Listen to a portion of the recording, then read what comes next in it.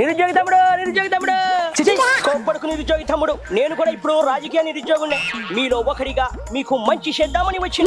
నువ్వున్న 5 ఏళ్లలో డిఎస్సీ లేదు, జాబ్ క్యాలెండర్ లేదు, ప్రతి ఏటా ఉద్యోగాలని మోసం చేశావు. 2024లో 6000 పోస్టులతో మెగా డిఎస్సీ ఇద్దామనుకున్నా.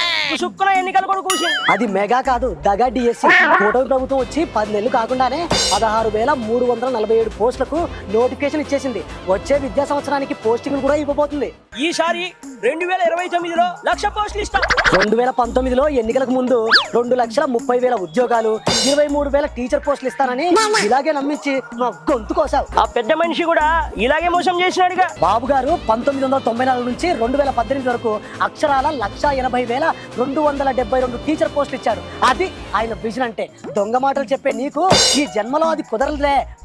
పోయి దోపిడీలు దందాలు చేస్తూ పబ్జీ గేమ్ ఆడుకోవయ్యా, పోవయ్యా.